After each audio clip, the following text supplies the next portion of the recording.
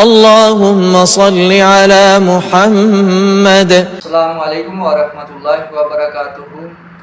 پیارے دوستو، رمضان المبارک کے مہینے میں اعمال صالحہ کے ذریعہ زندہ رہنا یہ بھی بہت ہی سعادت مندی ہے، اور رمضان المبارک کے مہینے میں فوت ہو جانا یہ بھی خیر ہی خیر ہے۔ اور ایسے کلمات کہ جو شخص ان کلمات کا ورد کرتا ہے، ان کلمات کو پڑھتا ہے، تو ان کلمات کے ذریعہ سے شیطان ہلاک ہو جاتا ہے۔ حالانکہ شیطان گناہوں کے ذریعہ سے، بے حیائی کے ذریعہ سے انسانوں کو ہلاک کرتا ہے، لیکن ایسے کلمات کہ جن کے ذریعے سے شیطان بھی ہلاک ہو جاتا ہے۔ تو سب سے پہلے ہم بات کرتے ہیں کہ رمضان المبارک کے مہینے میں اعمال صالحہ کے ذریعہ سے زندہ رہنا سعادت مندی ہے۔ کہ رمضان المبارک کے مہینے میں کہ انسان اعمال صالحہ کرتا ہے، اور اس مہینے میں اعمال صالحہ کا اجر بھی اللہ جل شانہ بڑھا دیتے ہیں۔ گویا اس مہینے میں زندہ رہنا بھی سعادت مندی ہے، اور اس مہینے میں فوت ہو جانا بھی سعادت مندی ہے، خیر ہی خیر ہے۔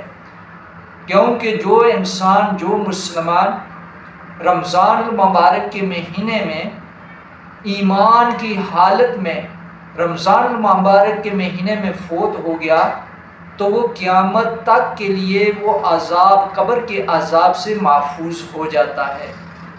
اب قبر کا عذاب اس کو اس طرح سمجھ لیجئے کہ حضرت آدم علیہ السلام کے زمانے میں جو شخص فوت ہوا تو آج تک وہ قبر کے مراحل سے گزر رہا ہے، اور آج جو شخص فوت ہوگا وہ بھی قیامت تک قبر کے مراحل سے گزرتا رہے گا۔ تو کتنا ہی خوش نصیب وہ ہے کہ جو ایمان کی حالت میں رمضان المبارک کے مہینے میں فوت ہو گیا، وہ قیامت تک قبر کے عذاب سے محفوظ ہو جاتا ہے۔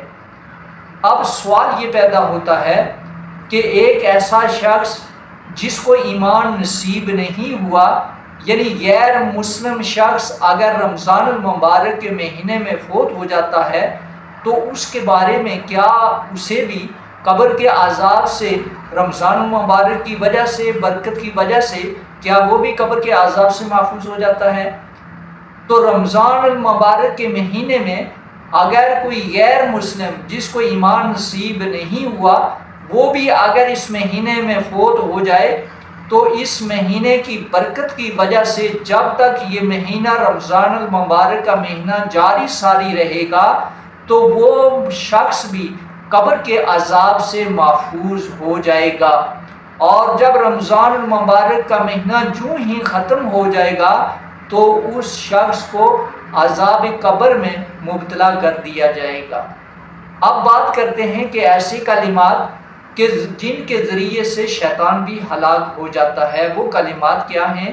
آپ صلی اللہ علیہ وسلم نے ارشاد فرمایا کہ استغفار اور لا الہ الا اللہ کو کثرت سے پڑھا کرو، ان کا ورد کثرت سے کیا کرو، کیونکہ شیطان کہتا ہے کہ میں نے انسانوں کو ہلاک کیا گناہوں کی وجہ سے، اور اس انسان نے، ان لوگوں نے مجھے استغفار اور لا الہ الا اللہ کی وجہ سے، الا اللہ کے ذریعہ سے مجھے ہلاک کر دیا۔ اور جب میں نے دیکھا کہ مجھ سے کچھ بھی نہ ہو سکا، تو میں نے ان انسانوں کو، ان لوگوں کو ہوائے نفس یعنی بدعت اور رسم و رواج میں مبتلا کر دیا، اور وہ سمجھتے رہے کہ ہم ہدایت پر ہیں، حالانکہ وہ ہلاک ہو گئے۔ اللہ رب العزت سے دعا ہے کہ اللہ رب العزت ہم سب کو استغفار اور لا الہ الا اللہ کا ورد کرنے کی توفیق نصیب فرمائے، اور رسم و رواج اور بدعات سے ہم سب کی حفاظت فرمائے۔ آمین ثم آمین۔ السلام علیکم ورحمۃ اللہ وبرکاتہ۔